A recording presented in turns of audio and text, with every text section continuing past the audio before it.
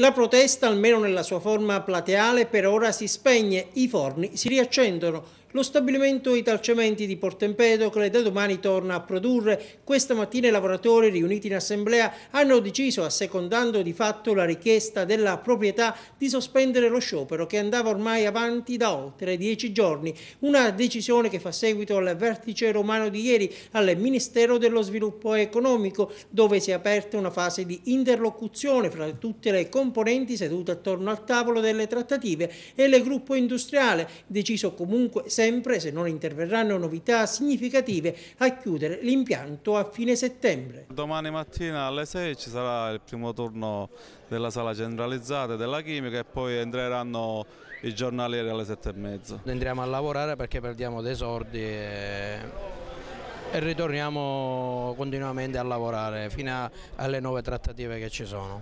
Quanto vi ha soddisfatto l'esito della riunione di ieri a Roma? Ma per adesso ben poco, perché non ci sono notizie nuove, quindi rientriamo a lavorare ma pensando sempre al nostro futuro.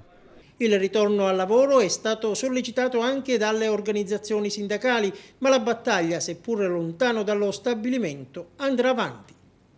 La prima tappa sarà il 26 giugno, lì davanti alla commissione parlamentare dell'Ars, dove ci sarà l'azienda e dove ci saremo noi, vorremmo concretamente capire se la Italcementi vuole rimanere a Porto Empedocle, a quali condizioni vuole rimanere e rispetto a quelle condizioni che cosa è disposta a mettere la Regione Sicilia in campo. Noi abbiamo visto ieri al tavolo nazionale che c'è stato a Roma che la Regione Calabria era presente col suo Presidente, lì non c'era invece il nostro Presidente. Questo significa che da parte della politica siciliana c'è ancora poco attenzione, il problema di Porto Empedocle deve essere risolto.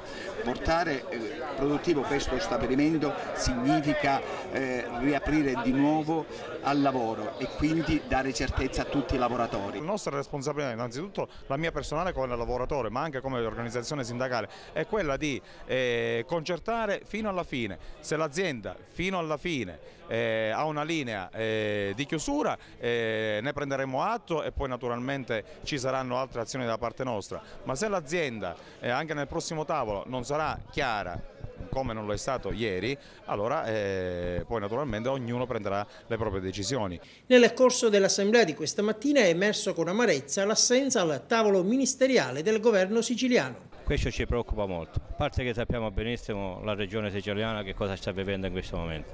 Nel frattempo abbiamo deciso tutti assieme qua di entrare, dare senso di responsabilità e disponibilità all'azienda, cosa che abbiamo dimostrato fino ad oggi.